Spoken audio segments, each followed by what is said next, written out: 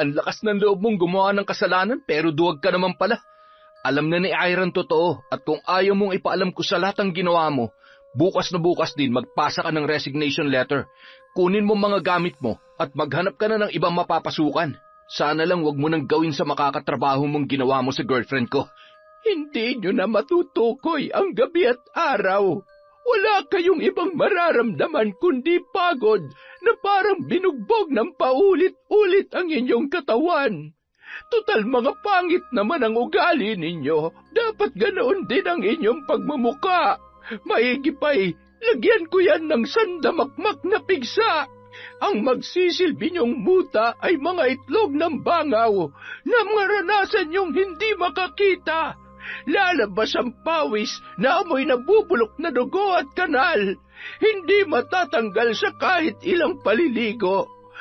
Sa bawat pagdighay o suka ninyo, maglalabas kayo ng buhay na bulati ng aso, gumagapang at bumabalik sa lalamunan at susuot sa bawat butas ng inyong katawan. At ang maras niyong bunganga ay magiging kasing amoy ng Poso Negro. Ay, Diyos ko! Ano yan? Nakakadiri! Anak, may bulati rin ang... Teka, anong klase mga bulati ito? Sa aso to, Hindi pwede! Hindi pwede! Ayoko pang mamatay! Taon 2018, Quezon. Bandang 6:00 ng gabi, unti-unti nang kumakagat ang dilim at patuloy pa rin sa pagpapausok ng mga puno ng mangga si Lola Pasing. Idinadaan niya na lamang sa pagiging abala sa araw na yon ang kalungkutan na kanyang nararamdaman. Ayaw niya kasing nakikita ang kanyang apo na si Ira na noon ay nag-iimpake ng gamit. Sa unang pagkakataon, malalayo sa kanya ang dalaga. Naroon man ang takot dahil hindi niya mababantayan yon, ay kailangan niyang payagan at hayaang tumayo sa sariling mga paa ang kanyang pinakamamahal na apo.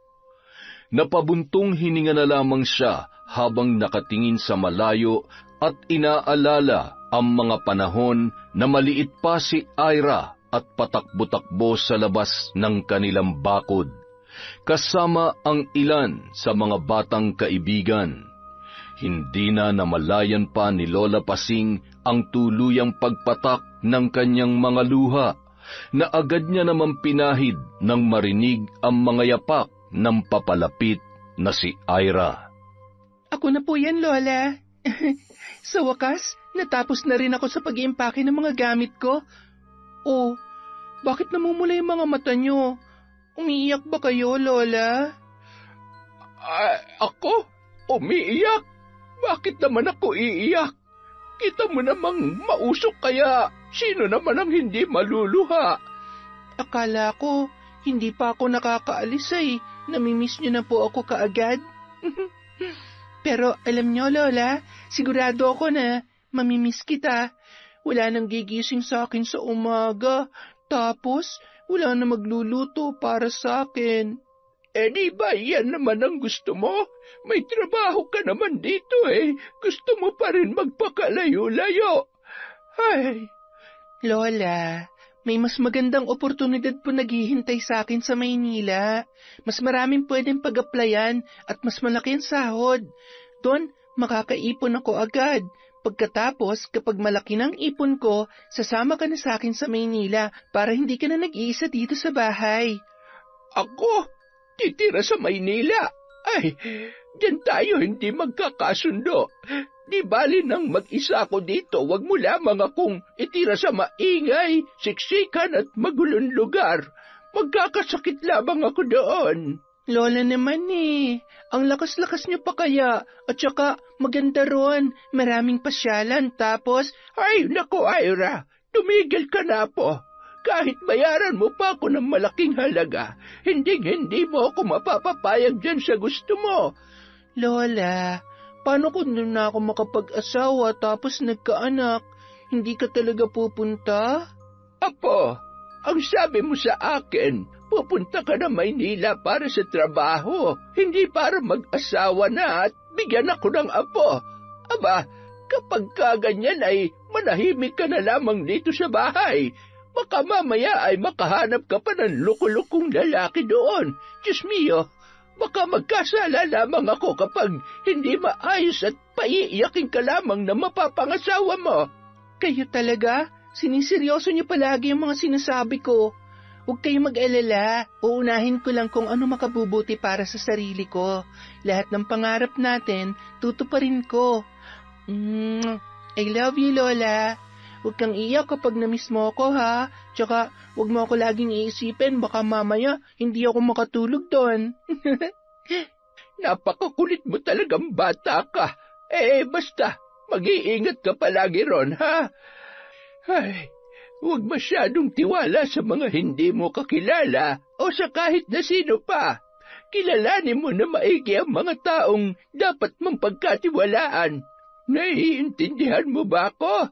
Opo, Lola. Magkasama naman po kami ni Ate Cheska, kaya wala ka naman pong dapat ipag-alala. Isa pa, nakapagtrabaho na siya sa Maynila, kaya alam niya ng pasikot-sikot doon. Siya na raw pong bahala sa akin. Ay, sigurado ka ba? Baka mamaya ay pagdating doon, pabayaan ka ng... Lola, matagal na yon. At saka, mga bata pa kami noon. Away bata lang po yon. Kung nakuha lamang ni Cheska ang ugali ng kanyang tatay Eman, baka makampante pa ako. Kaso yung mukha at ugali ay hulmang-hulma ng nanay niyang, alam mo na. Lola, okay lang po yon. Hindi na kami mga bata. Kaya ko nang protektahan ng sarili ko. Isa pa, nakikita ko naman kung gaano na siya kabait sa akin ngayon. Alam mo, Apo, yun nga ang mahirap yung... Lola, wala nang nega. Payakap na nga lang sa lola kong mahal na mahal ako. Mula nang sila ay mga bata pa lamang, madalas nang pinag-iinitan ni Cheska si Ira. Kaya naman kapag naaalala ni Lola Pasing ang mga pangyayaring yon, hindi mawala sa kanya ang pag-aalinlangan na yun pa mismo ang makakasama ng kanyang apo sa pakikipagsapalaran sa Maynila. Samantala, Cheska, anak, naayos ko na lahat ng mga dadalhin mo bukas. Galingan mo sa interview dun sa kumpanyang pag-a-applyan nyo ni Ira. Sigurado ako na matatanggap ka agad. Siyempre naman, Nay, sigurado yan. Di hamak naman na mas presentable akong tingnan kesa kay Ira. Isa pa, may experience na ako sa ganung trabaho, kaya sure na matatanggap ako kaagad. Ang galing-galing naman talaga ng anak ko. Ay siya nga pala, paano kung hindi matanggap si Ira? Di mag-apply siya bilang kasambahay. Doon naman siya nababagay Sa bagay, sanay naman yun maghugas ng pinggan at maglaban ng mga... Ano na naman ba yung pinag-uusapan ninyo? Cheska, magpakaate ka naman kay Ira. Nung nabubuhay pa ang tiyo mo at maayos ang trabaho sa Maynila, ni minsan hindi niya tayo pinabayaan. Kaya ako na nakikiusap sa iyo. Alagaan mo si Ira at ituring mo siya bilang kapatid. Magpinsan kayo at dapat nagdadamayan, kaya sana hindi na maulit ang mga kalokohang pinaggagawa mo dati. Teka, ano akala mo sa anak natin? Masamang tao?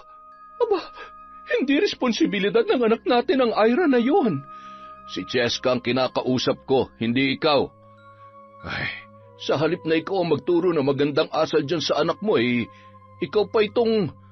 Ay, akala mo ba nakakatulong ka sa ginagawa mo?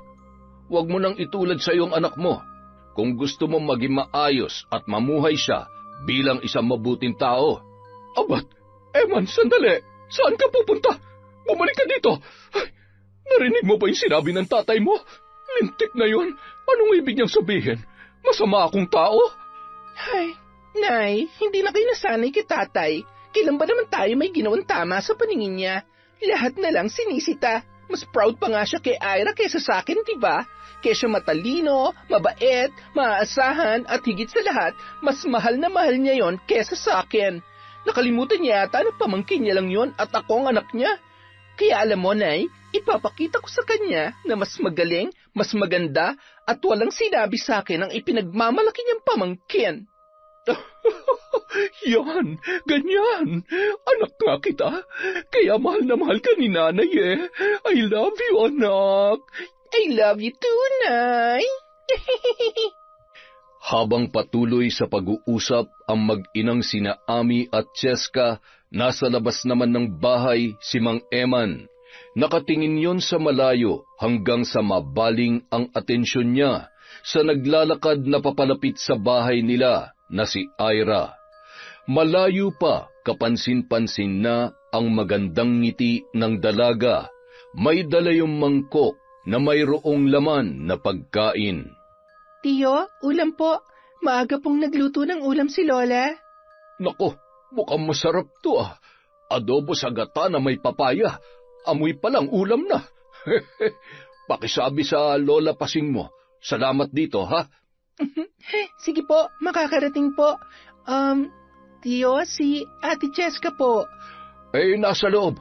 Halika, nag-aasikaso pa yata yung mag-ina ng mga gamit ng ate mo. Ikaw, nakapaghanda ka na ba? Opo, Tiyo, kanina pa po. Tatanungin ko lang po si ate kung anong oras kami aalis bukas. Maupo ka muna. Nasa kwarto pa yung mag-ina. Cheska! Cheska! Anak! Narito si Ira. Anong oras daw kayo aalis bukas? Lumabas ka muna, anak. Ako nang bahala dito sa mga sapatos na dadalhin mo. Hay, masyado namang excited ang Ira na yan. Sige, Nay, labasin ko lang muna. Baka mamaya ay mapagalitan na naman ako ni Tatay. Cheska! Tay, sandali lang po. Nariyan na. Ay, papansin naman kasi tong... Hi, Ira. Kumusta? Ready ka na ba para bukas? Opo, ate. Kanina pa po. Itatanong ko lang sana kung anong oras tayo aalis para alam ko kung anong oras ako gigising. Siguro, 6:00 ay alis na tayo dito para maaga rin tayo makarating ng Maynila.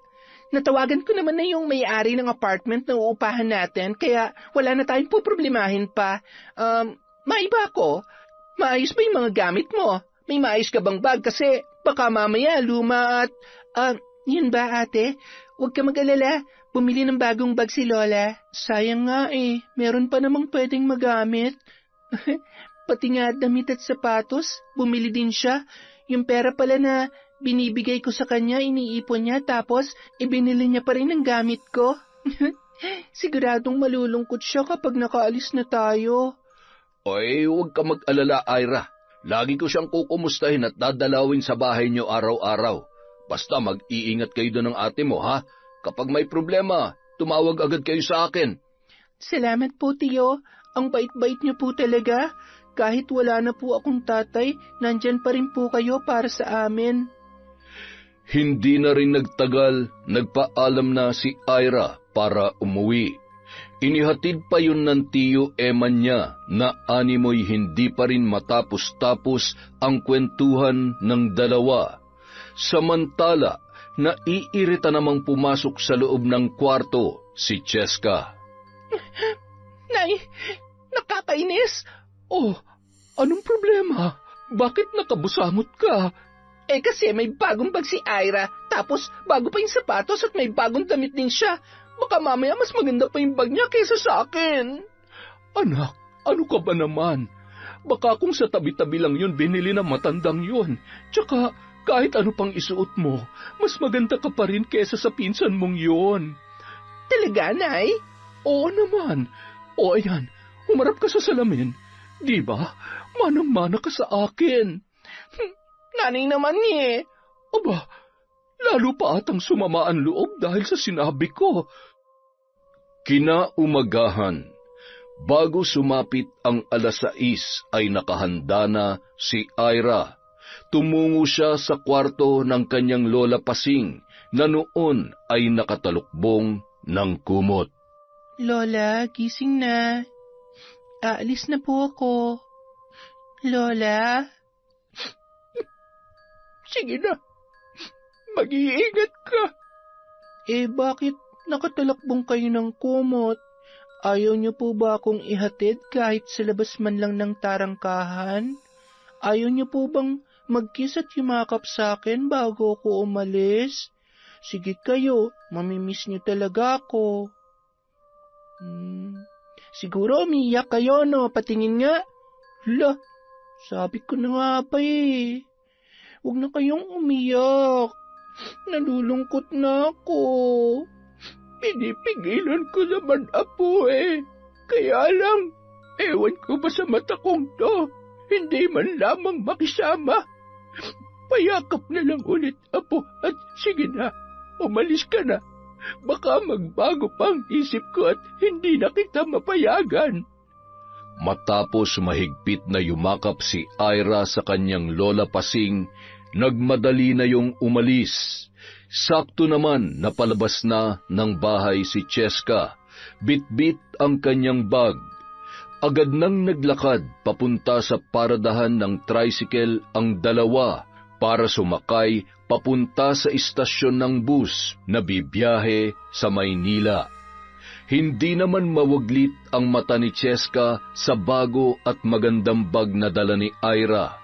Sa inis ay pasimpleng sinipa niya yun habang nakasakay sila sa tricycle, dahilan para taasan siya ng kilay ni Ira na animo ay nagtataka. Ay sorry, hindi ko sinasadya. Gusto ko sanang iunat ang pako eh. Ang hirap maging matangkad, nakakangalay. Okay lang ate, malinis naman ang sapatos mo. Ayan, nandito na tayo. Mabilis na nakasakay ang magpinsan. Inabot na mahigit 6 na oras ang biyahe nila. Sumakay pa sila ng jeep bago nakarating sa uupahan nilang bahay. Agad naman silang inasikaso ng may-ari na ina ng dating katrabaho ni Cheska. Isa lamang ang katreng higaan, kaya naman. Okay lang ate, dito na lamang ako sa sahig.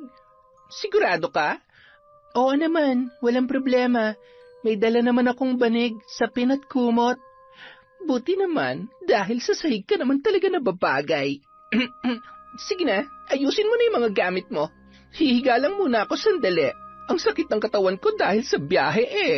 Pagkatapos mo dyan, okay lang bang tulungan mo ako? Sige po ate. Sige na, magpahinga ka na muna. Napasarap ang tulog ni Cheska. Kaya naman halos si Ira na rin ang nag-ayos ng mga gamit niya sa drawer. Nang matapos ang dalaga ay ginising niya ang kanyang pinsan para mamalengke ng kanilang lulutuin. Oh, natapos mo na palang. Thank you ha. Yan, dapat ganyan para naman may pakinabang ka sa akin. Inaantok pa talaga ako eh. Pwede bang ikaw na lang ang mamalengke? Parang sumama kasi talagang pakiramdam ko at medyo nahihilo ko. Eto 500. Dagdagan mo na lang. Sumakay ka lang ng tricycle para hindi ka mahirapan. Marunong ka naman magbasa kaya hindi ka naman mawawala, di ba? Sige po ate. Eto, uminom ka ng tubig. Baka kasi sa sobrang init lang ng panahon kaya ka nahihilo. Agad namang umalis si Ira, sakay ng tricycle papunta sa palengke. Pagkaalis ng dalaga ay agad na binuksan ni Cheska ang kanyang drawer. Inis na inis yun nang makita na halos kumpleto ang gamit ni Ira. Pumukaw sa kanyang atensyon ang isang envelope. Nakangisi niya yung tiningnan at kinuha ang resume na ipapasa nila sa kumpanya na kanilang pinag-a-applyan. Good luck na lang sa'yo. Kapag wala kang naipasa bukas, ipapasok na lang kita bilang katulong. Matapos punitin ay binasa niya yon ng tubig at itinapon sa basurahan sa labas ng kanilang apartment. Pagkatapos ay bumalik yon sa kanyang higaan. Nang makauwi si Ira bandang 6:00 ng gabi, Agad yung nagluto ng hapunan habang abala naman sa pagpindot ng cellphone ang pinsan niyang si Cheska na animoy walang pakialam sa ginagawa ni Ira. Hinayaan na lamang yun ng dalaga sa pag-aakalang masama pa ang pakiramdam ng kanyang pinsan. Pagkatapos magluto, sabay na naghapunan ang dalawa. Masarap ka pala talaga magluto. Buti naman. Ako kasi hindi marunong magluto eh. Bago matulog, inihanda ni Ira ang folder kung saan ilalagay niya ang mga requirements na kanilang ipapasa. Alam niya ang pagkakasunod-sunod ng mga papel na nasa envelope, kaya ganoon na lamang ang kanyang pagtataka kung bakit wala roon ang kanyang resume. Tinanong pa yun ni Cheska na animo ay walang alam. Sigurado ako na dala ko yun. Paulit-ulit kong chinek yung mga gamit at itong mga papeles ko, kaya... Ira, kung dala mo, di sana nandyan. Ewan ko sa'yo, maaga pa naman tayong aalis bukas. Paano yan? Wala naman tayong laptop at hindi ko rin alam kung may malapit na computer shop dito. Nakakaloka ka naman. Ay, okay lang ate. Ako na lang ang bahalang dumiskarte bukas. Makakapagpasa pa rin ako. Huwag ka mag-alala. Lingid sa kaalaman ni Cheska, may flash drive ang kanyang pinsan. Kaya naman hindi gaanong nabahala yun. Kinabukasan, maaga pa ay nakapagluto na ng almusal si Ira para sa kanilang dalawa. Pagkatapos ay naligo at agad siyang naghanap ng computer shop para makapagpaprint ng kanyang resume. Bago pa man makaligo si Cheska, ay nakabalik na siya at naggayak na rin.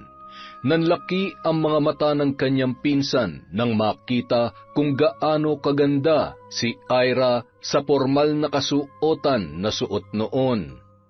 Palihim siyang napabuntong hininga at hindi maipagkakaila ang inggit na nararamdaman nito para sa kanyang pinsan. Kaya naman, nayayamot na inayusan ang kanyang sarili para mas mukha siyang presentable. Habang nag-aayos yun, ay napapalunuklaway naman si Ira at nagpipigil sa tawa dahil sa kapal ng foundation at make-up ng kanyang ate Cheska. Gusto niya sanang punahin, ngunit nasisiguro niya na magagalit lamang yon. Saktong 8:00 ng umaga, umalis ang magpinsan sa kanilang apartment. Nakasalubong pa nila ang may-ari at pinuri ang napakagandang si Ira. Pati ang mga nadadaanan nilang nagkakape ay napapalingon sa dalaga dahilan para lalong sumiklab ang inggit na nararamdaman ni Cheska. Halos hindi na umiimik ang babae hanggang sa makarating sila sa HR office ng kumpanya na kanilang aaplayan. Dahil nakapag-online application na sila, ay may appointment na sila for interview nung mga oras na yon. Nakaupo sila at naghihintay ng tawag kasama ang iba pang aplikante nang biglang nagsalita si Cheska na maalala na walang resume ang pinsan niya. Ira, di ba wala kang resume? Nako, bumaba ka na muna tapos magpa-print ka doon. Bilisan mo. Okay na ate. Chill ka lang. Ha? Anong okay na? Di ba nawawala yung tada? Nagpa-print na ako kanina habang naliligo ka. Sabi ko naman sa'yo, di ba? Okay. Mabuti naman. Nakakainis. Hindi ko talaga maisa ng babaeng ito. Ay. Okay lang kaya si ate? Baka kinakabahan lang siya. Sana matanggap kami pareho. Lord, kayo na pong bahala sa amin ng ate Cheska ko. Isa-isang tinawag ang mga aplikante para sa interview. Matapos silang interviewin, agad na silang umuwi. Tatawagan na lamang kung sakaling matatanggap sila sa posisyon na kanilang inaaplayan. Makalipas ang 1 linggo, nakatanggap na ng tawag si Cheska. Tumitili pa yun sa tuwa na ibinalita sa kanyang pinsan na si Ira. Ang galing mo naman ate. Kumusta? Ano raw magiging trabaho mo? Ayun, dahil may mas qualified daw sa posisyon na ina-applyan ko, ginawa nila akong office clerk. Pareho ng trabaho ko dati. Medyo mababa ang sahod pero okay na yon, kesa naman hindi natanggap at natawagan. Teka, paano kaya yan? Mukhang hindi ka natanggap pa. Kung sakali man ate, ayos lang. Yung kausap ko kanina, hiningi ang number ko. May isa pa raw kasi siyang kumpanya na pag-a-applyan. Niyaya niya ako kaya kapag hindi ako natawagan ngayon, sasabay na lang ako sa kanya sa pagpasa sa susunod na araw. Okay. Mabuti naman. If ever naman na mahirapan ka, akong bahala sa'yo. Marami mapapasukang trabaho dito. Teka lang ate. May tumatawag? Hello po. Yes po. Talaga po? Copy po. Okay, thank you so much. OMG, ate. Natanggap din ako. Natanggap ako, ate. Ha? Saan? Ano ba yon? Napaka-OA mo naman. Ate, natanggap ako bilang business analyst dahil sa trainings ko. Siguradong matutuwa si Lola. Ha? Ganun ba? Okay, buti naman. Congrats. Agad namang tinawagan ni Ira ang kanyang Lola Pasing. Habang nakakuyom ang mga kamao ni Cheska, nagtatangis ang mga bagang at inis na inis nung mga oras na yon. Makalipas ang 1 linggo, nagsimula na silang pumasok sa trabaho.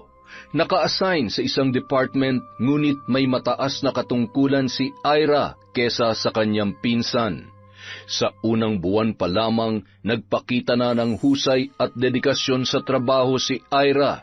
Kaya naman halos lahat ng kanyang mga kasama ay natuwa at pinupuri siya. Lalong-lalo na ang kanilang senior manager na si Ralph. Yun kasi ang gumagabay at nagturo sa dalaga sa unang linggo pa lamang nito. Napahanga yun sa angking galing at bilis na matuto ng dalaga. Grabe, ang lupit ng pinsan mo. First month pa lang, awardee na. Asset siya ng kumpanya na to. Siguradong mabilis na mapopromote yan. Alam mo bang bihirang may makasunduyang si Sir Ralph? Mahigpit kasi yan pagdating sa trabaho kaya walang tumatagal. Siyempre, bago pa lang kaya kailangan galingan. Maraming pwede mangyari kaya huwag kayo masyadong mag-expect. Agad na tumalikod si Cheska at pumunta sa kanyang desk. Nakakuyom ang palad at nanlilisik ang mga mata na nakatanaw sa kanyang pinsan na noon ay kausap ng kanilang senior manager. Kahit kailan talaga, masyado kang pabida at sip-sip. Magpakasaya ka na dahil sisiguruhin ko na hindi ka magtatagal sa kumpanyang ito. Ako dapat ang nariyan sa posisyon mo at hindi ikaw, Ira. Humanda ka sa akin. Makalipas ang 1 buwan, isang Facebook dummy account na nakapangalan kay Ira ang nag-add sa buong staff ng kanilang department. Maraming negatibong post yon tungkol sa kumpanyang kanilang pinagtatrabahuhan. Agad namang pinatawag si Ira ng kanilang senior manager para pag-usapan ang tungkol sa bagay na yon.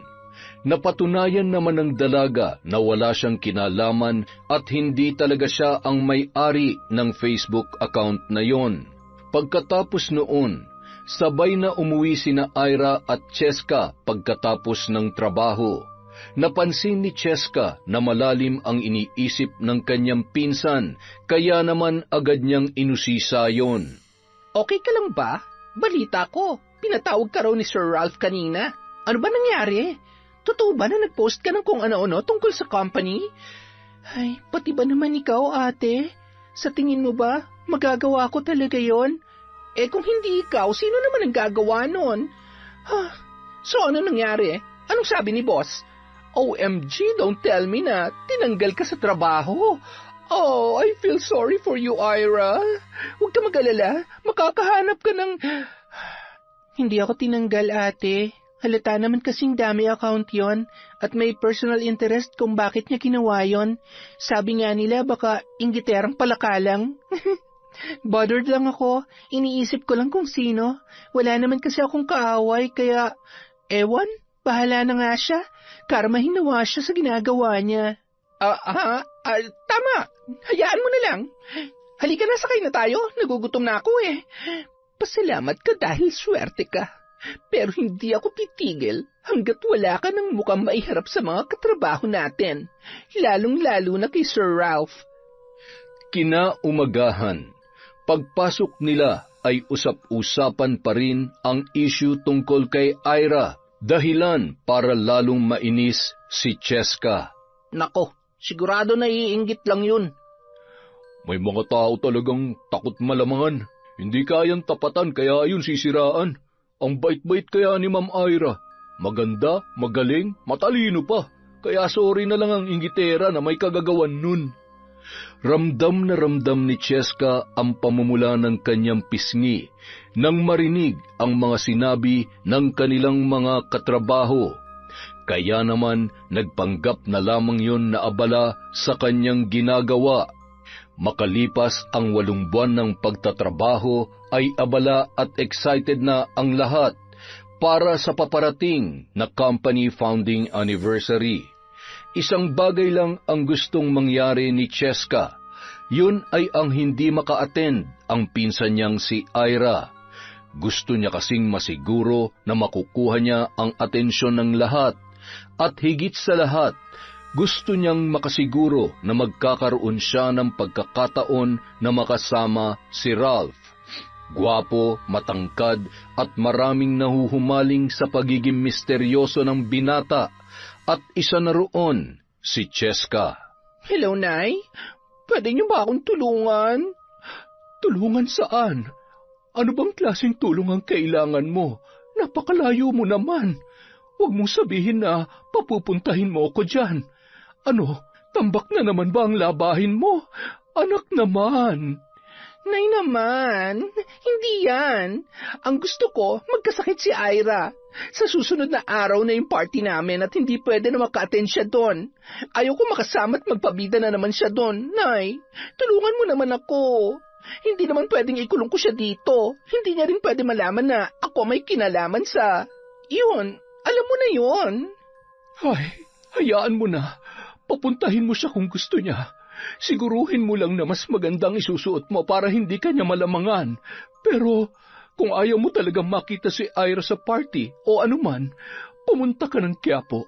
May mga mangkukulam at mambabarang doon. Magbabayad ka nga lamang. Ang galing mo talaga, Nay. I love you, Nay. Bye. Makapunta nga sa Quiapo. Sorry, Ira. Pasensya na dahil sa pagkakataong ito, sisiguruhin ko na hindi ka na makakalusot pa. Araw ng linggo, walang pasok ang magpinsan. Nagtaka naman si Ira kung bakit paggising niya ay wala na ang kanyang ate Cheska. Nagluto na lamang siya ng pagkain dahil 10:00 na ng umaga. Kapag wala kasing pasok ay bumabawi siya ng tulog. Tinawagan niya pa si Cheska para tanungin kung nasaan yon, ngunit pinapatay lamang noon, kaya hindi niya na kinulit pa ang kanyang pinsan. Pagkatapos magluto ay agad nang kumain si Ira. Pagkatapos kumain ay inayos naman niya ang kanyang mga labahin. Ngumiti siya nang hinawakan at tinitigan ang gown na kanyang isusuot. Ang ganda-ganda. Siguradong babagay sa akin to. Excited na ako. Ilang sandali lamang bigla siya nang hina at napaupo. Bigla kasing sumama ang kanyang pakiramdam. Kapag sinusubukan niyang tumayo ay sobra siyang nahihilo at nandidilim ang kanyang pakiramdam. Kaya naman, humiga si Ira at agad na tinawagan ang kanyang Lola Pasing. Lola, nahihilo po ako. Ano? Bakit? Baka naman nalipasan ka ng gutom. Kakakain ko lang po. Maayos naman po ang pakiramdam ko kanina. Nanlalamig po ang paa at kamay ko tapos nahihilo ako. Nandidilim po ang paningin ko, Lola, kapag sinusubukan kong bumangon. Ano po ang gagawin ko, Lola? Sandali lamang. Tatawasin kita. Kumalma ka dyan. Huwag ka munang tatayo at baka matumba ka. Nangangatugan tuhod ko sa bata ka eh. Gamit ang damit na iniwan ni Ira ay naisagawa naman ni Lola Pasing ang pagtatawas. Maalam kasi sa panggagamot ang matanda mula nung siya ay dalaga pa. Pinaglalaroan ng apo ko. Aba, sino itong mangkukulam na ito? Nagkamali ka ng kinanti. Humanda ka sa akin. Tiyak na maiihi ka sa sakit. Sinasabi ko sa'yo. Nalaman ni Lola Pasing sa pamamagitan ng pagpapaamin sa mangkukulam na binayaran lamang siya ng isang babae. Bigo man siyang malaman kung sino yon, ang mahalaga ay nalaman niya at ipinaalam niya yon sa kanyang apo. Basta apo, mag-iingat ka. Tadasan mo pakiramdam mo. Ikaw mismo makakaramdam kung sino ang walang hiyang gustong magpahamak sa'yo. Ilagay mo lagi sa bulsa mo yung pangontrang ibinigay ko sa'yo, ha? Para makaiwas ka sa mga taong may masamang binabalak. Gabi na nang makabalik sa apartment si Cheska. Pakanta-kanta pa yun habang binubuksan ang pintuan ng kanilang bahay. Nanlaki ang kanyang mga mata nang makitang abala sa pamamalansya ang kanyang pinsan. Oh, ate, bakit parang nakakita ka ng multo? Para namang ngayon mo lang ako nakitang namamalansya. Saan ka ba nang galing? Ha? Ay, pasensya na, hindi na ako nakapagpaalam. Gumala ako kasama yung dati kong katrabaho. Hindi na kita ginising kanina, tulog na tulog ka pa eh. Hindi ko na rin sinagot yung tawag mo dahil palobat yung cellphone ko. Nakalimutan ko kasing mag-charge kagabi. Tumangutango naman si Ira at nagpatuloy sa kanyang ginagawa. Punong-puno ng pagtataka at pinagmamasdan ni Cheska ang kanyang pinsan. Inisip niya na lamang na hindi pa umepekto ang sumpa ng mangkukulam na kanyang binayaran. Anong oras na wala pa ring epekto? Lintik na mangkukulam yon? Hindi kaya peke lamang yon at manggagancho? Naisahan pa yata ako? Sayang yung 3,000 ko, nakakainis! Babalikan kitang bruha ka. Ay, nauubos ng pasensya ko sa iyo, Ira. Nakakagigil! Pagsapit ng araw ng okasyon sa opisina, sakay ng taxi, nakarating sila sa venue 10 minuto bago tuluyang magsimula ang programa. Pagpasok pa lamang ng dalawa ay agaw pansin na ang kagandahan ni Ira. Halos lahat ng nakakasalubong at nakakakita roon ay pinupuri ang dalaga. Agad namang sinalubong ni Ralph si Ira at iginiya sa kanyang table. Lalo lamang nanliit si Cheska sa kanyang sarili at hinanap ang number ng table niya kung saan naroon ang ilan nilang katrabaho. Magpakasaya ka, Ira. Mamaya sisiguruhin ko na ikaw na mismong tatakbo papalayo dahil sa sobrang kahihiyan. Makalipas ang ilang oras, muli na namang nabigyan ng parangal si Ira. Masayang pagbati at malakas na palakpakan naman ang natanggap niya mula sa mga katrabaho at maging sa superior nila. Nakangisi lamang at nababagot na pumapalakpak si Cheska. Maya-maya, napahawak yun sa kanyang tiyan at naramdaman ang malakas na pag-ikot noon, kasabay ng hindi niya mapigilang pag-utot. Mabuti na lamang maingay ang buong silid, kaya naman hindi gaanong rinig yun. Ngunit ang mga tao sa katabing table ay palingon-lingon dahil sa mabahong amoy. Pinigilan niya pa ng kaunting oras bago siya umalis at nagmamadaling nagtungo sa CR. Doon ay ibinuhos niya ang nagtutubig niyang dumi na hindi maipaliwanag ang amoy. Ang sakit! Hayop ka, Ira! Paano nga ako nakainom ng nilagay ko sa baso niya? Hindi kaya pinagpalit niya ba? Humanda ka talaga sa akin. Kakalbuhin kita!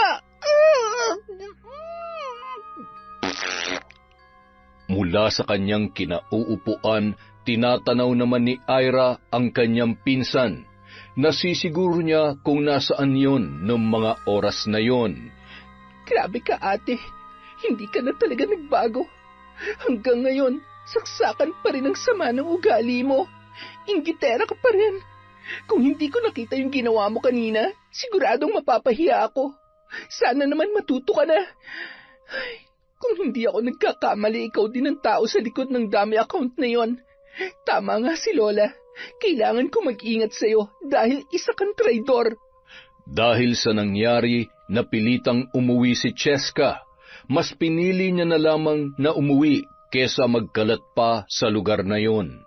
Hindi na rin kasi biro ang sakit ng tiyan na kanyang nararamdaman. Muntik pa siyang mapadumi sa taxi na kanyang sinakyan.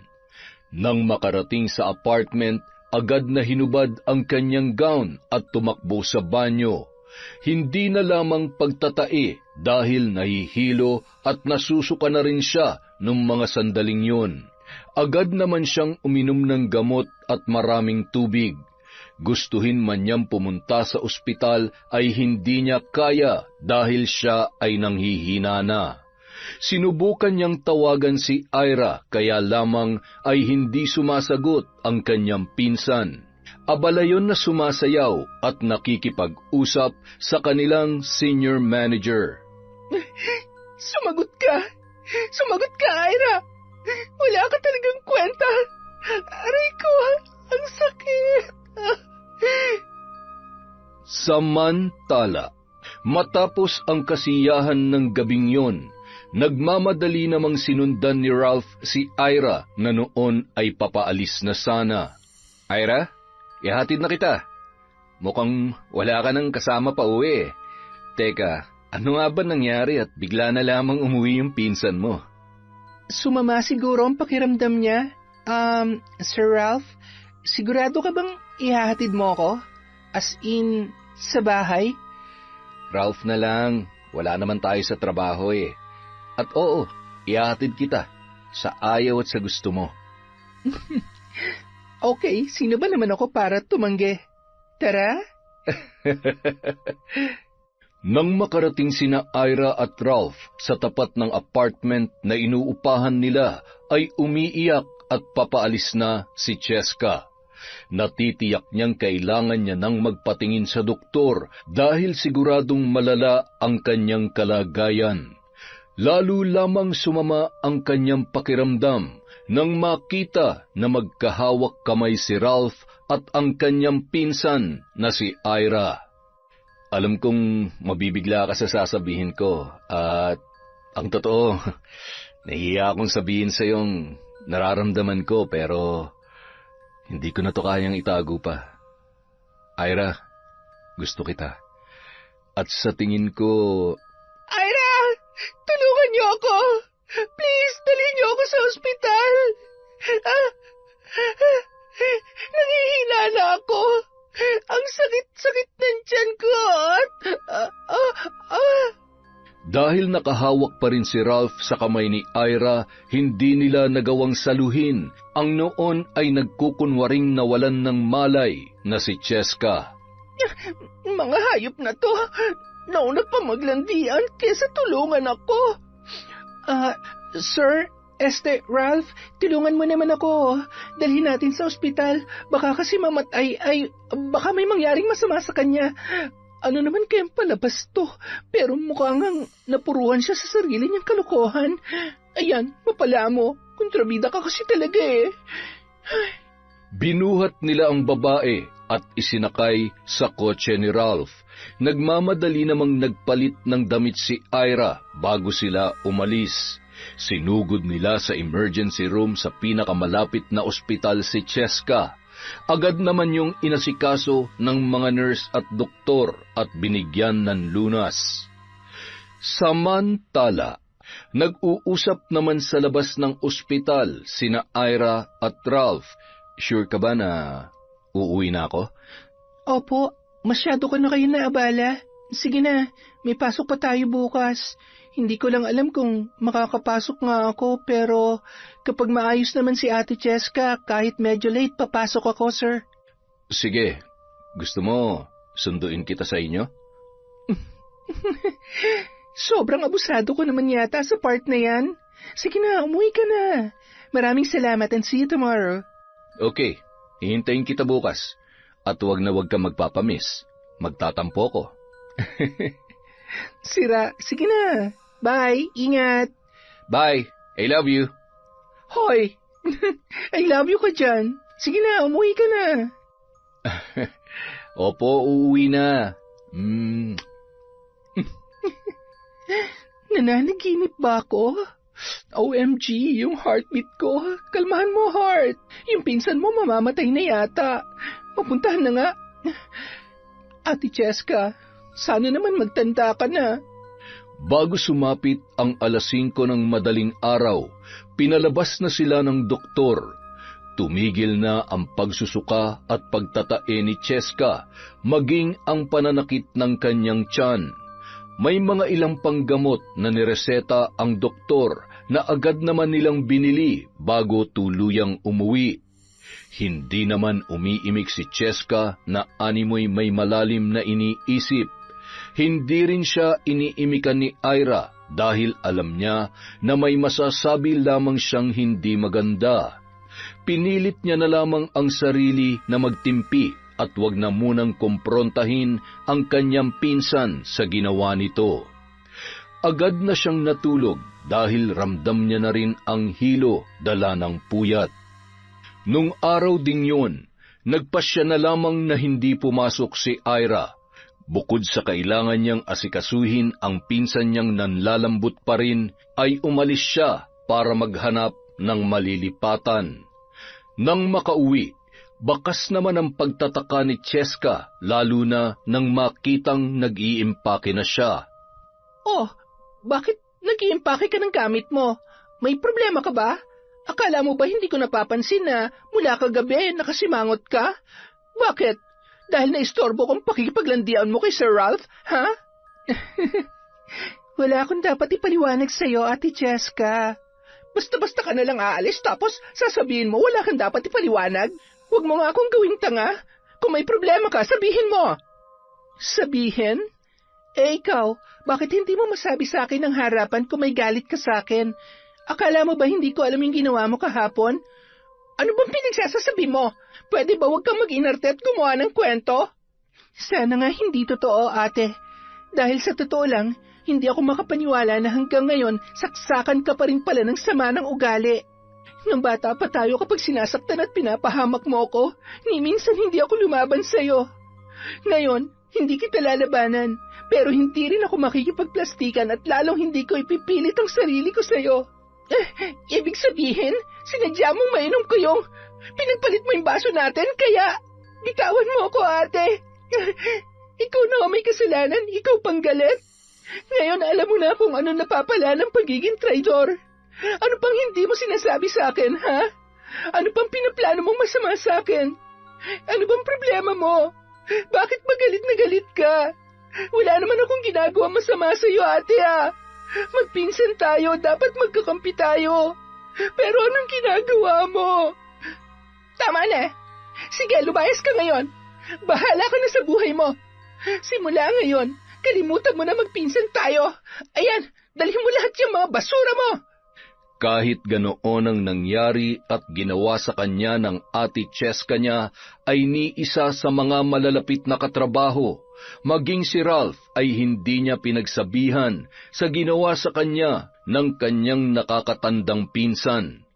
Bagamat may mga nakikiusisa dahil napapansin ang hindi pagkikibuan ng dalawa sa trabaho, ay nananatiling sikreto ang mga nangyari dahil ayaw na ni Ira na mas lumala pa ang sitwasyon. Isang gabi, Talaga? Ginawa niya yon? Ang kapal naman na mukha niya. Subukan niya lang na umuwi dito at kakaliskisan ko siya. Nay, kumalma ka. Huwag ka mag-alala dahil hindi naman ako makakapayag na hindi makaganti. Isa pa, alam mo bang ginagaw niya yung lalaking gusto ko? Akalain mo yun, Nay? Posisyon at pati ba naman sa lalaki talagang nakikipagagawan siya? Saksakan ng apple, di ba? Nay, naalala niyo ba yung napapabalitang mambabarang sa karating baryo natin? Oo naman. Oh, ano ngayon? Huwag mong sabihin na... alam ko na. Ay siya, huwag ka nang mamroblema dyan sa pinsan mo. Ako nang bahala. Asikasuhin mo na lamang dyan kung paano mapupunta sa'yo yung anong pangalan nun? Ralph ba yun? Gusto ko pag uwi mo dito ay kasama mo na siya, ha? Galingan mo. Oh, Nay, thank you ha. The best ka talaga. I love you. Bye. Problem solved. Pero bago yon, may isa pa akong gagawin at sisiguruhin ko na tuluyan ka ng lalayuan ni Ralph. Makalipas ang ilang gabi, isang lalaki ang noon ay palakad-lakad sa tapat ng isang bahay kung saan nangungupahan si Ira. Walang pasok noon ang dalaga. Bandang 6:00 na nang maisipan niyang lumabas para bumili ng ihaw-ihaw sa kanto. Yun na rin kasi ang plano niyang ulamin para sa kanyang hapunan. Iniwanan niyang di nakalak ang pinto dahil malapit lang yun at sanay naman siyang ginagawa yun. Mababait at halos kilala niya na rin ang mga taga roon.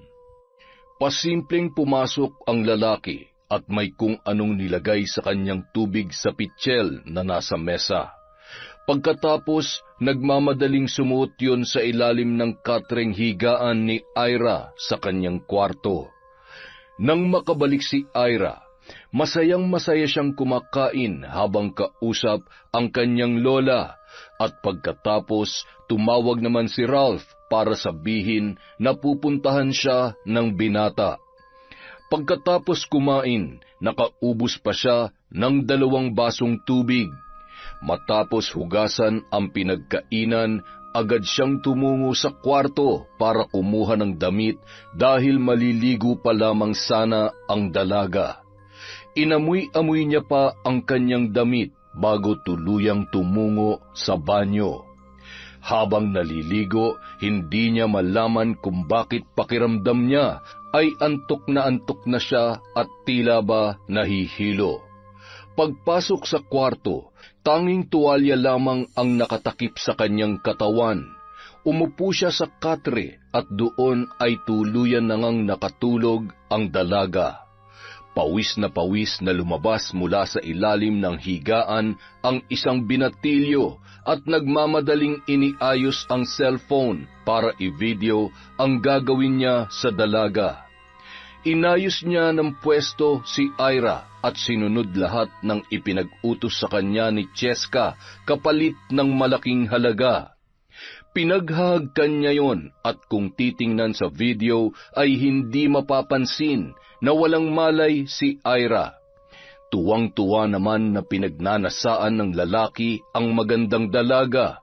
Mabuti na lamang napigilan nito ang sarili at hindi na uwi sa mas malalapang kahalayan na magpapahamak sa walang kamuwang-muwang na dalaga. Tinakpan niya lamang ng kumot ang babae at agad nang umalis yun. Nakasalubong at nabangga pa nun si Ralph na kabababa lamang ng kotse.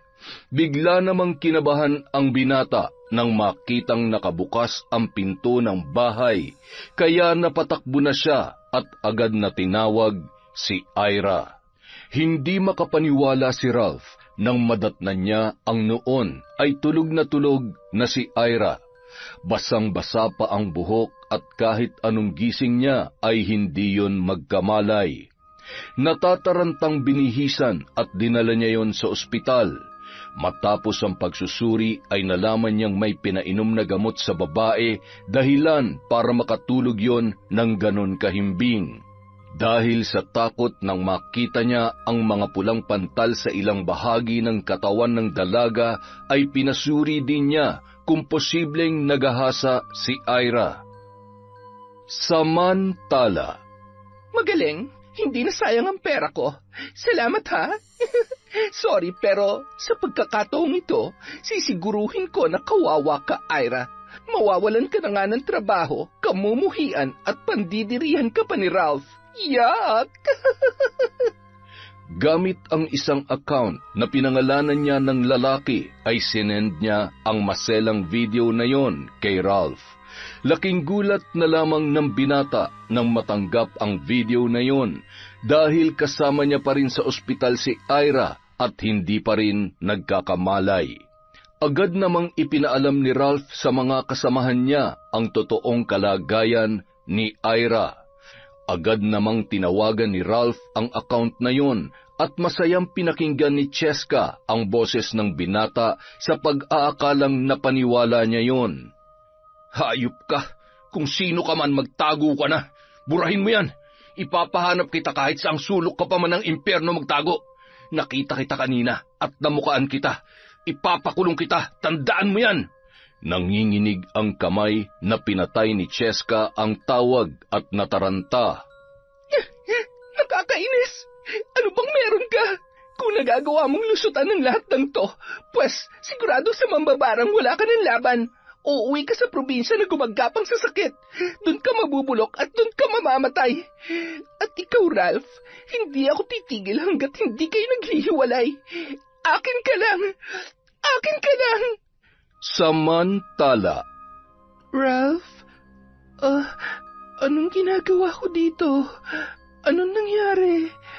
Bakit nandito ako? Ira, ayos ka lang. Huwag ka matakot. Maayos ng lahat. Sabi ng doktor, posibleng may inilagay na pampatulog sa tubig na ininom mo, kaya nakatulog ka at nawalan ka ng malay.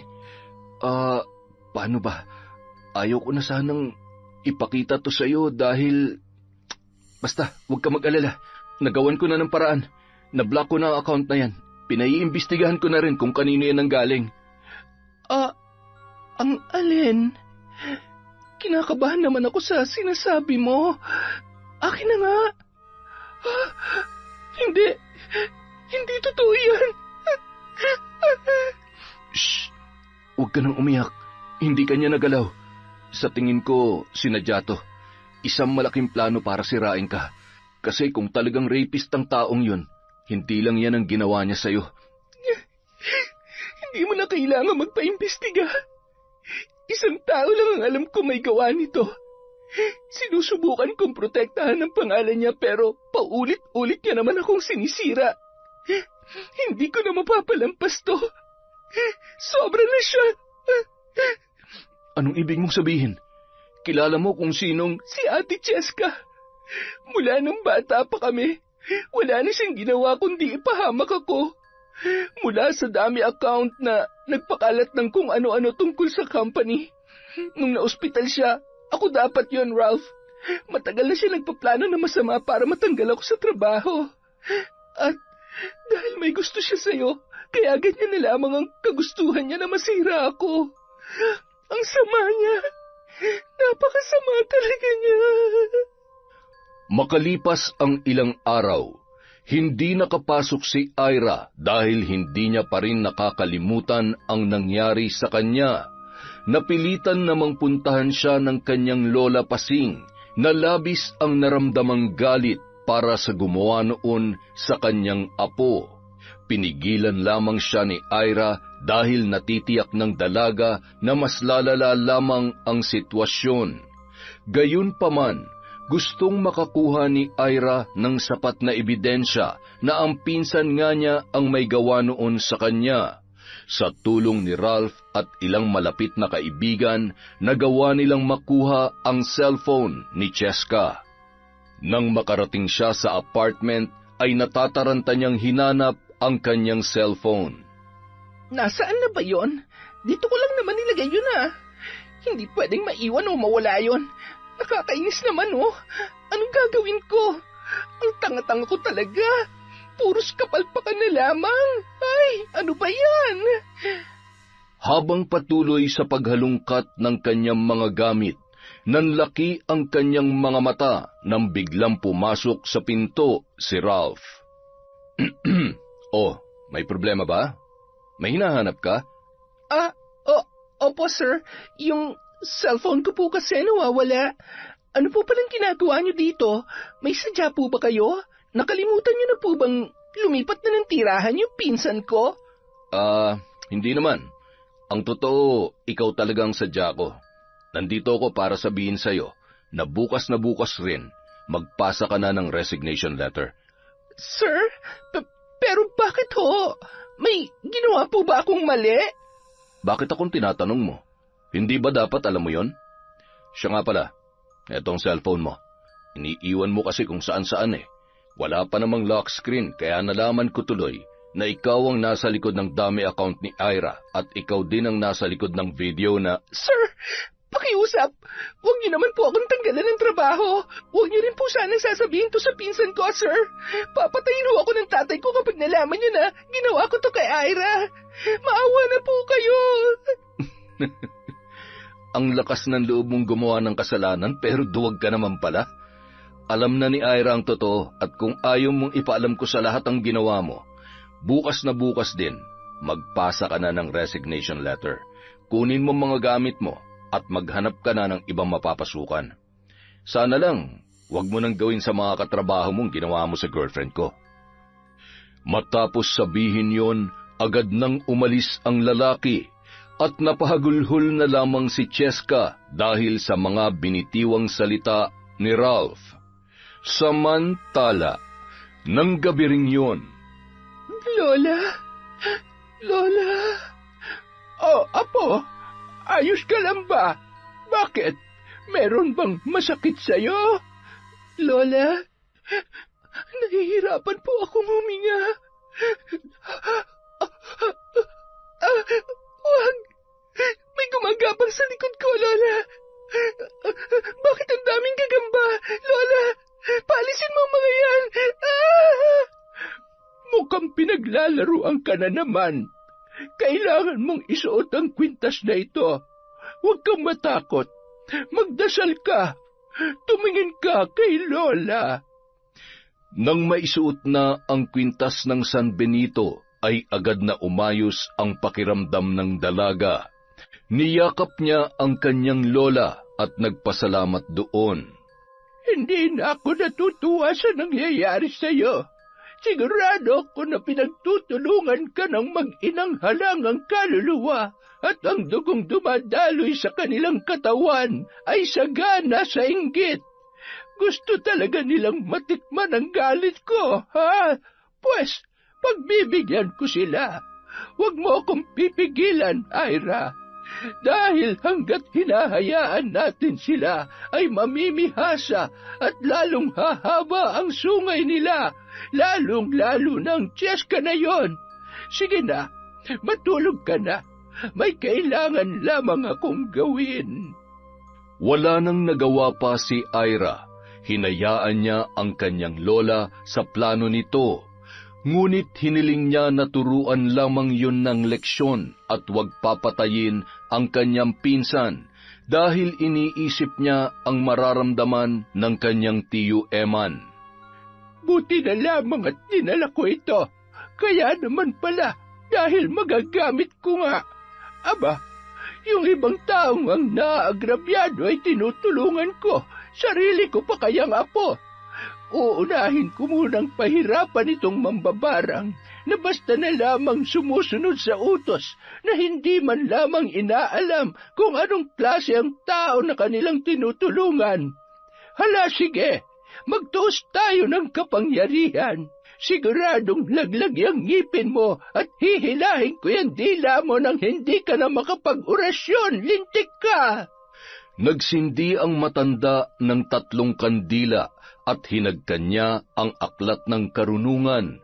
Binulungan bago yun inilapag. Sa ulado na ng matanda ang bawat salita na nakapaloob sa aklat na yun. Siya ang pinakamalakas na mambabarang sa kanilang angkan. Tubong si Kihor at mula pagkabata ay mulat na sa paggamit ng itim na kapangyarihan. Habang inuusal ang mga kakaibang salita, may hawak yun na manika habang nakapikit at napapangita ang kasalukuyang nangyayari sa mambabarang na may gawa noon kay Ira.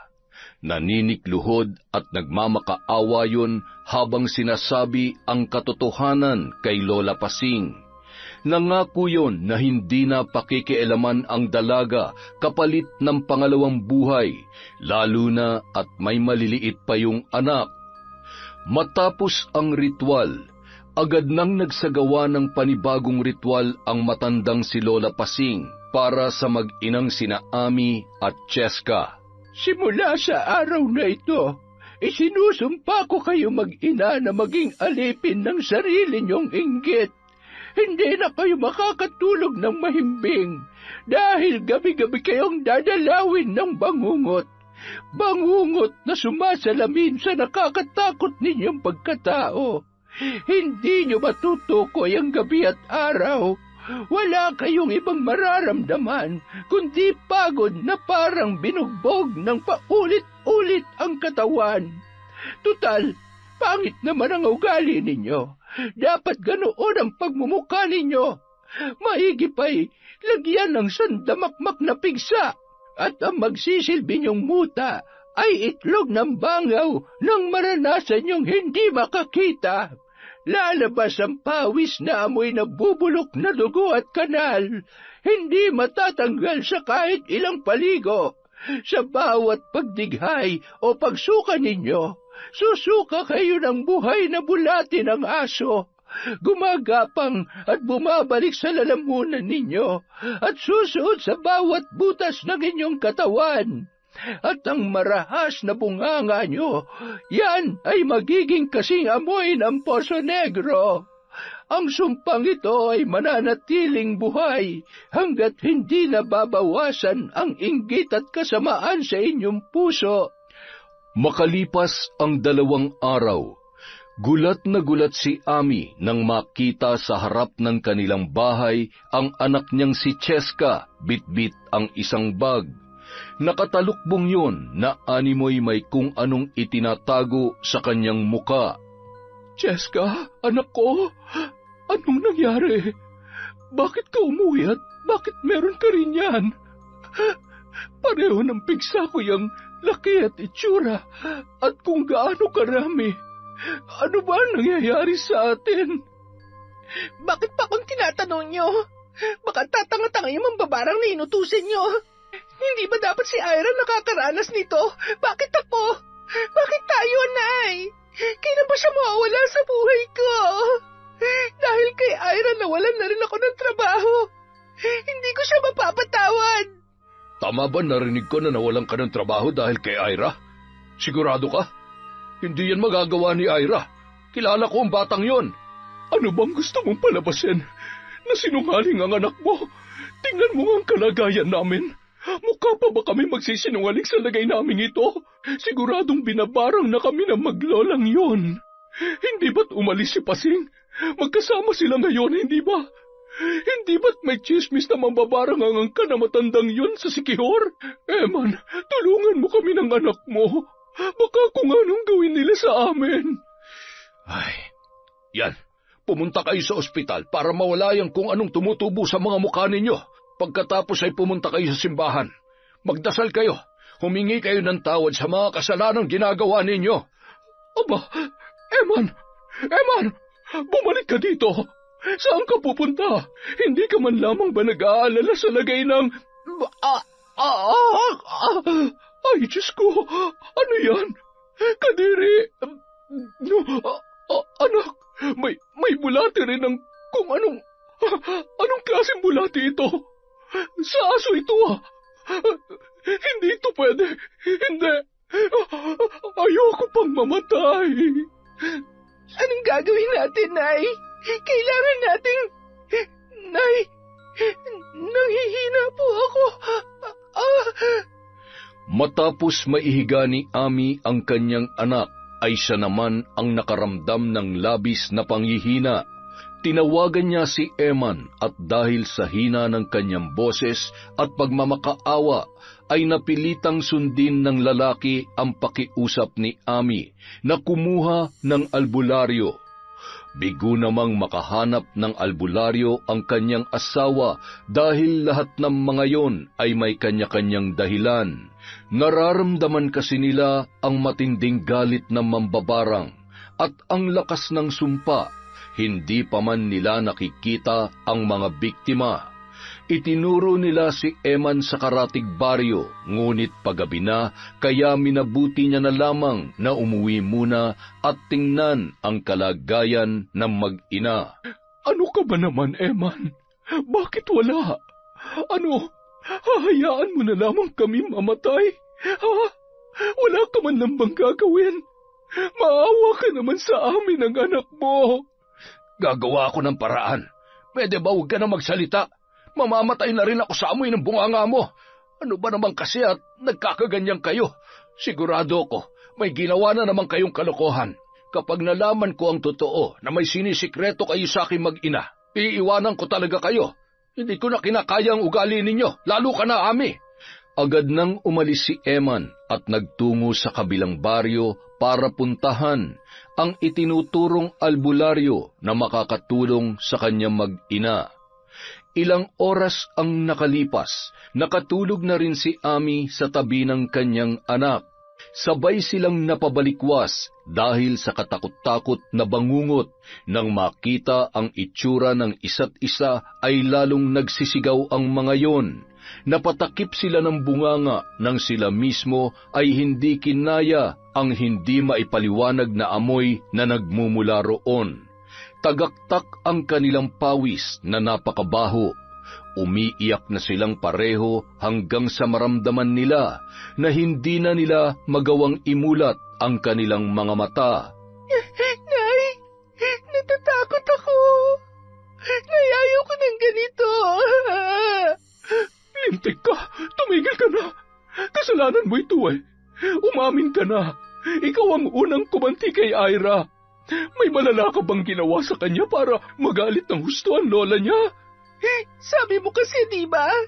Sabi mo, gawin ko ang lahat para hindi ako matalo ng Ira na yon. Ginawa ko lang naman kung anong gusto niyo, para makuha kung anong dapat sa akin, pero lagi na lang siyang nananalo. Ako lagi na lang ganito, talunan. Bakit pa ako sinisisi niyo? Kayo tong nagpabarang sa kanya eh. Tanga ka ba? Matapos mong sabihin na ipabarang ko siya kung sisisihin mo. Ay, buisit. Anong gagawin natin ngayon? Ang bobo mo kasi. Bakit akong tinatanong nyo? Bobo nga, di ba? Makabobo kayo dyan. Sa'yo lang naman ako nagmana. Tay, nasaan ka na? Halos maghahating gabi na nang makabalik si Eman kasama ang albularyo. Masyadong malakas ang may gawa nito, pero wala naman siyang balak patayin ang mag-ina mo. Ang gusto lamang niya ay ang magbago at pagsisihan nila ang nagawa nilang kasalanan. Malaki ang naging atraso nila sa taong malapit sa kanya. Yan ang habang sinasabi ko eh. Hindi kasi kayo nakikinig sa akin. At ikaw, Ami, hanggang kailan mo kukonsintihin ang anak mo sa mga pinaggagawa niya? Sa halip na pagsabihan at pangaralan mo ay ginagatungan mo pa. Pwede ba? Huwag ka nang magalit. Nagsisisi na nga eh. Pangako, magbabago na ako. Kung kailangan ko manikluhod at humingi ng tawad kay Ira at sa matandang mambabarang na yon, gagawin ko. Kahit ako na lang ang patayin nila o di kaya pahirapan. Huwag na ang anak natin. Bata pa siya at marami pang pagkakataon na itama ang mga pagkakamali niya. Patawarin niyo ako. Anak, kailangan nating humingi ng tawad sa kanila. Paano pa ako patatawarin ni Ira? Tay, sobrang laki ng kasalanan ko sa kanya. Siguradong hindi niya ako mapapatawad. Samantala, Lola, bakit hindi po kayo mapakali? Hindi pa po ba kayo inaantok? Apo, nagsisisi na sila. Sa tingin mo, matututo na kaya sila sa nangyari? Panahon lamang ang makakapagsabi kung totoong nagbago na ang isang tao o kung natuto nga ba sa kanilang kasalanan. Pero, Lola, wala naman hong masama kung bibigyan natin sila ng pagkakataon na itama ang kanilang pagkakamali, diba? Iniisip ko rin po kung paano nag-aalala si Tio Eman. Isa pa, ngayong nandito na tayo at wala na rin siya sa kumpanyang pinagtatrabahuhan ko, wala naman na siya magagawa pa para mapahamak ako. At hindi ko nahahayaang mangyari yon, Apo. Ay nako, lintik lang ang walang ganti. Ipinangako ko sa nanay mo na hanggat nabubuhay ako, walang sino mang mang-aapi o mananakit sa'yo. Lola, salamat po. Pero, pwede bang itigil niyo na ang pagpapahirap sa kanila? Ay, napakabuti ng puso mo, Apo. Kaya mas pinagpapala ka. Ibabalik ng mundo ang lahat ng kabutihang ginagawa mo. Nahigit pa sa iyong pangangailangan. Kahit hindi na po, Lola. Simple lang naman po ang buhay na gusto ko at higit sa lahat, gusto ko payapa at walang tinatagong sama ng loob o galit dito sa puso ko. Kaya kahit wala na akong marinig na sorry mula kay Cheska, ayos lang po. Pinapatawad ko na po siya. Pero ayaw ko na po magkaroon ng ugnayan sa kanya. Tama ng malayo, at least hindi na kami magkakasakitan. Kung wala siyang alam sa nangyayari sa akin, wala na siyang dahilan para mainggit pa.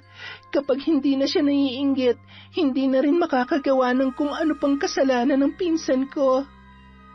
Ay, naku, kang bata ka. Baka naman lumampas ka na sa langit sa sobrang bait mo. Sa kabilang banda, Nay, nawawala na po ang mga... Gumagaling na po tayo. Salamat po, Tatang. wala akong kinalaman dyan. Sadyang gusto lamang kayong turuan ng leksyon ng mambabarang na may gawa nito. Magpasalamat kayo dahil nanaig ang awa sa kanyang puso, o maaaring may taong pumigil o nakiusap sa kanya na bawiin ang sumpa. Si Ira, siguradong siya rin ang nakiusap sa lola niya. Tay, patawad. Huwag na sana kayo magalit sa amin ni Nanay. Hindi ako natutuwa sa ginawa ninyo. Ano man ang dahilan mo, maling-mali ang ginawa mo, Cheska. Paano kung tuluyang nag-ahasa ng lalaking yun ang pinsan mo, ha? Paano kung may masama nangyari sa kanya? Babae ka rin. Ay, naku talaga, oo. Hindi ko maintindihan kung bakit. Ay, ayusin mo ang problemang ginawa mo. Kung akong tatanungin, ang dapat sa iyo ikulong. Eman naman, masyado ka naman nagpapadala sa galit mo. Nagsisisi na nga yung anak mo eh. Tumigil ka, isa ka pa. Ay, kapag malakas na kayo, pupunta tayo sa Maynila. Kailangan natin humingi ng tawad at gusto ko rin makita ang kalagayan ni Ira. Ihahatid ko lang muna si Tatang sa bahay niya. Asikasuhin niyo sarili niyo. Pagbalik ko ay mag-uusap-usap tayo, ha? Matapos ihatid ang albularyo, umuwi na rin agad si Eman. Nadatnan niyang tulog na tulog ang mag-ina. Halata sa itsura nila ang hirap at sakit na ipinaranas sa kanila ni Lola Pasing. Naroon ang awa pero mas nananaig pa rin ang nararamdaman niyang pagkadismaya. Makalipas ang 1 linggo, kahit paano nasanay na si Lola Pasing sa Maynila. Kapag nasa trabaho si Ira ay lumalabas-labas pa siya para may nakakausap. Kung minsan naman, nanonood lamang yon ng TV. Kapag nababagot, tinatawagan ang kanyang mga malapit na kaibigan sa probinsya. Isang umaga, saktong walang pasok si Ira. Habang nanonood ng TV ang maglola ay may kumatok sa kanilang pintuan. Tumayo si Lola Pasing at pinagbuksan ang kanilang bisita. Aba, anong meron? Hindi naman kami nagpadala ng imbitasyon at lalong wala namang okasyon dito sa amin. Nay Pasing, alam ko hong masama ang loob niyo sa mag-ina ko pero nandito ho kami para humingi ng dispensa at gusto ko rin hong makausap ang pamangkin ko. Kung ako lamang ang masusunod ay ikaw lamang ang papapasukin ko, Eman. At itong mag-ina mo ay kailangan mo na yatang basbasan ng banal na tubig at baka maghasik na naman ng kasamaan. Alam ko hong kayo ang nambarang sa kanila. Oo, ako nga. At hindi ako magdadalawang isip na ibalik ang sumpa sa oras na may gawing kalokohan yan kay Ira. Tia Pasing, patawarin niyo na ho kami ng anak ko. Pangako ho, hindi na ho kami gagawa ng kahit anong ikapapahamak ni Ira.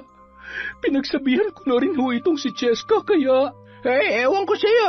Alam mo kung pinalaki at tinuruan mo ng kabutihang asal yung anak mo, sana'y hindi yan lumaki ng inggitera. Nagmana na nga sa mukha mo ay hinayaan mo pang pati ugali mo ay manahin niya. Aba, Diyan ka nabigong maging ina. Ang sakit niyo naman hong magsalita. Ay, ganun ba? Wala pa yan. Nagsisimula pa lamang ako. Gusto mo pa? Oh, Lola, kalma na. Hindi tayo makakapag-usap na maayos kung galit ang paiirali natin. Ay, sa totoo lang, hanggang sa ngayon, aaminin ko ho, hindi pa rin po mawala yung sakit at galit dahil sa ginawa ni ate. Ang dami ko na hong pinalampas na mga kasalanan niya, pero yung huli niya pong ginawa, hindi na po yun tama. Gusto ko siyang ipakulong dahil sa ginawa niya, pero inisip ko po kung anong mararamdaman ninyo, Tio. Ira, kung yun ang nakikita mong tama para matuto si Cheska sa pagkakamali niya, hindi ako tututol dahil kahit ako ay... Wag! Ayaw ko makulong, Tay! Ayaw ko po! Ira, maawa ka! Sorry kung nagpadala ako sa inggit ko sa'yo. Hindi ko matanggap na mas higit ka sa akin, na mas maganda ka, magaling, at ikaw ang gusto ni Sir Ralph. Mula bata pa lang tayo, ikaw nang mas tinitingala ng lahat. Pakiramdam ko habang nandyan ka, hindi ako magiging masaya. Sorry, nagkamali ako. Maling-mali. Patawarin mo sana ako, Ira. Nangyari na mga nangyari, ate. Kahit umiyak ka pa, kahit ilang libong sorry pa, hindi na basta-basta mabuburang na iwang lamat na ginawa mo. Pero alam ko hindi man sa ngayon, makakalimot din siguro ako, mapapatawad din kita. Gusto ko lang din malaman mo na walang dahilan para mainggit ka, ate. Alam mo, kung nag-focus ka lang sa sarili mong achievements, kung titigil ka sa pagkukumpara mo ng kung anong kaya mong gawin at kung anong nararating ko, siguradong magiging masaya ka. Sana, kapag nakita tayo ulit, masaya ka na sa buhay na meron ka. Yung naabot mo na rin yung buhay na gusto mo, yung pinapangarap mo. Basta wala ka nang kailangan masaktan o apakan para lamang marating mo yon. Salamat, Ira. Sorry talaga, ha. Tatandaan ko lahat ng mga sinabi mo. Tumango-tango na lamang si Ira, napabuntong hininga at matipid na ngumiti bago tuluyang niyakap ang humihikbing si Cheska. Sa unang pagkakataon ay nakita niya ang pagsisisi sa mukha nito. Tiyampasing, Ira, magpapaalam na kami. Sana pumasyal pa rin kayo sa atin. Hihintayin namin ang pagbabalik nyo at nang makabawi man lamang kami sa kabutihan ninyo. Kahit hindi na kayo bumawi ay ayos lamang. Basta... Lola. Ira, Naipasing, aalis na ho kami. Iha, maraming salamat at mag-iingat ka palagi, ha? Sobrang namiss kita. Namiss ko rin po kayo, Tio. Mahigpit na niyakap ni Ira ang kanyang tiyo Eman at pagkatapos ay lumabas na ang mga yon. Ilang hakbang pa lamang ay biglang tinawag ni Ira ang kanyang tiyo at lumakad yon pabalik. Nagmamadaling may kinuha sa kabinet ang dalaga na nakapaloob sa isang sobre. Iniabot niya yon sa kanyang tiyo Eman. Ano ito, Ira? Para saan ito? Naalala niyo po ba nung nag-aaral pa ako? Lagi niyo ho akong binibigyan ng baon, tapos lagi niyo rin akong binibilhan ng tsinelas. Kahit na paulit-ulit naman ho yung pinuputol at minsan ay itinatago ni Ate Cheska. Nung nagkatrabaho na po ako dito, lagi ho akong nagtatabi ng pera para sa inyo, Tio. Sa'yo po yan, bawal niyo po yung tanggihan. Salamat po dahil kahit wala na si tatay, nandyan pa rin po kayo. Mahal na mahal ko po kayo, Tio. Napaluha naman ang lalaki sa mga sinabing yon ni Ira. Ni minsan ay hindi niya naramdaman ang ganoong pagmamahal mula sa kanyang sariling anak. Muli niya pa yung niyakap at paulit-ulit na pinasalamatan. Sina Ami at Cheska naman ay hindi makapaniwala sa ginawa ni Ira. Doon lamang nila napagtanto kung gaano kabuti ang puso ng dalaga, dahilan para mahiya ang mga yon sa kanilang sarili. Makalipas ang 1 buwan, Muli namang inihatid ni Ralph si Ira sa bahay nito. Pinatuloy yun ng dalaga dahil sa gabing yun, gusto niya nang sabihin sa kanyang lola ang namamagitan sa kanila ng binata.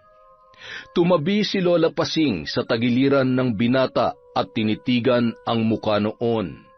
Ralph, ako nga ay tapatin mo. May gusto ka ba sa akin? Ay, sa apo ko? Nililigawan mo ba siya o manliligaw ka? Lola, hindi po siya manliligaw. Buti naman. Bata ka pa naman kaya huwag na muna. 23 ka pa lamang. Siguro kapag 25 o 30 ka na, pwede na. Lola naman, grabe naman yung 30. Aba, nagmamadali ka ba? Mabilis lang naman ang panahon. Paano kaya yan? Oh, bakit? Paano po kasi? Hindi po siya nanliligaw kasi. Kami na po, Lola. Ha? Ano sabi mo? Kami na po. Ay, teka. Tama ba? Kayo na. Boyfriend mo na ang lalaking yan. Pambihira naman na po. Bakit hindi mo man lamang sinabi sa akin? Kailan ka pa natutong maglihim? Pagkatapos kitang palakihin, ngayon ay mag-aasawa ka na ba? Ano bang hindi mo sinasabi sa akin, ha? Sorry na po, Lola. Masyado namang matampuhin I love you. Lola, huwag na po kayong umiyak. Masisira po yung ganda ninyo. Sige kayo. Huwag po kayong mag-alala. Mahal na mahal ko po ang apo ninyo. Hindi ko siya sasaktan o kaya naman ay pababayaan. Siya, may magagawa pa ba ako? Siguruhin mo lamang natutuparin mo yung mga sinabi mo. Gusto ko lamang malaman mo na pagdating sa apo ko, wala akong sinasanto. Kahit na napakagwapo mo nako, malilintikan ka sa akin. Tatawa-tawa ka pa dyan. Siya, nandito na rin naman tayo at nagkakaigihan na kayo, Ralph. Gwapo ka naman at mukhang mabuting tao. May tiwala ako dyan sa pagmumukha mo pero titimplahin ko pa yung ugali mo, ha? Higihan mo at kapag nagkasundo tayo, hindi huwag na natin patagalin. Sa lalong madaling panahon, bigyan niyo ko ng magaganda at gwapong mga apo. Siguro mga 5 o 6, pwede na. Hala, ang dami naman nun, Lola. Bata ka pa naman Kahit mag-anak ka pa ng 100, kayang-kaya mo yan. Ano, Ralph? Ikaw, kaya mo ba? Po, kakayanin ko, Lola. Napakaganda na naman ng kwento natin. Sa susunod na po ang shoutout, maraming salamat po ulit sa walang sawang pakikinig sa Kwentong Enteng.